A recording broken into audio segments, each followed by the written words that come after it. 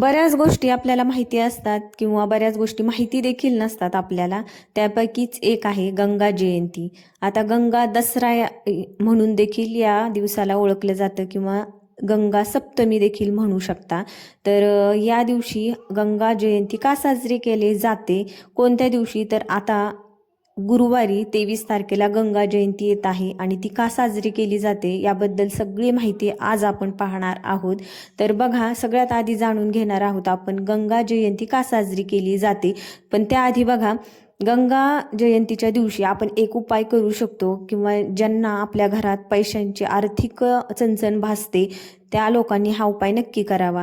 तर चला सुरुवात करूया. त्याआधी तुम्हाला माझे व्हिडिओ आवडत असतील तर एक लाईक करा आणि चॅनलला सबस्क्राईब करा. गंगा दसऱ्याच्या दिवशी गंगा पृथ्वीवर अवतरली. जेव्हा महाकाय गंगा पृथ्वीवर अवतरली तेव्हा संपूर्ण पृथ्वीला वाहून नेण्यापासून वाचवण्यासाठी, तिचा प्रवाह थांबवण्यासाठी भगवान शिवाने तिला आपल्या जटांमध्ये घेतले होते.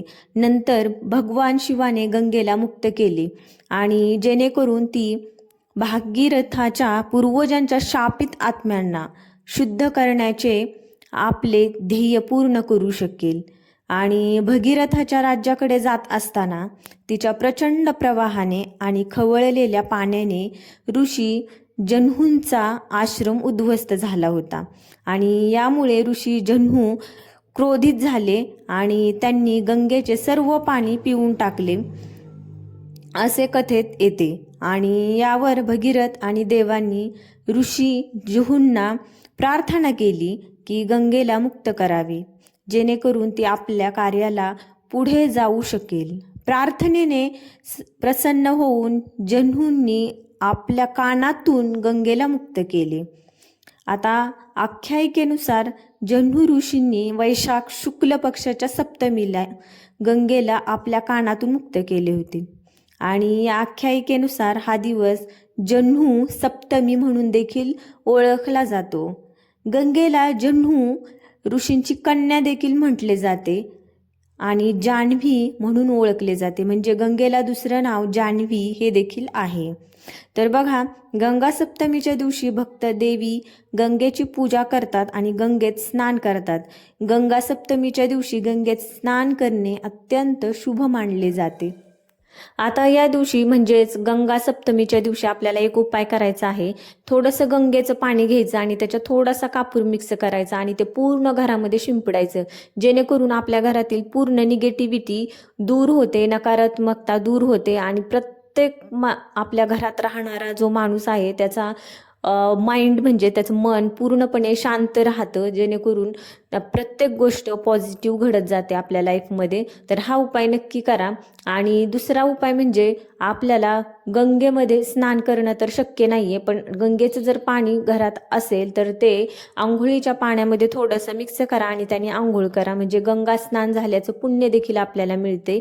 आणि जर आपल्या घरात आर्थिक चणचण खूप असेल, पैशाची चणचण खूप भासत असेल, किती पैसा आला तरी समजत नाही कुठे जातो म्हणून, मग त्यासाठी आपल्याला एक उपाय करायचा आहे. गंगामध्ये, आता गंगेला तर आपण प्रत्येकजण नदीला जाऊन हा उपाय करू शकत नाही, पण गंगेचं पाणी एका पात्रात घ्यायचं आहे आपल्याला आणि त्याच्यामध्ये आपल्याला दूध विसर्जन करायचं आहे, दूध अर्पण करायचं आहे गंगा मातेला. आणि मानसिक रित्या आपल्याला असं समजायचं आहे की आपण गंगा नदीच्या तीरावर आहोत आणि आपण गंगेला दूध अर्पण करत आहोत, जेणेकरून आपल्या घरातील सगळ्या आर्थिक अडचणी दूर होतील. तर बघा, हा उपाय नक्की करा. असंही गंगा नदीचा आपल्या पुराणांमध्ये, आपल्या संस्कृतीमध्ये, आपल्या हिंदू धर्मामध्ये, आपल्या सनातन धर्मामध्ये गंगा नदीला अतिशय महत्त्व आहे आणि खूप धार्मिकरित्या महत्त्वाची नदी मानली जाते. आणि ह्या गोष्टी जर आपण केल्या तर बऱ्याच गोष्टीमध्ये आपल्याला फरक जाणवायला लागतो. आता उपाय केला तर आपल्या आयुष्यात थोडाफार फरक नक्कीच पडतो, पण काहीच नाही केलं तर आपलं आयुष्य असंच दुःखात निघून जातं.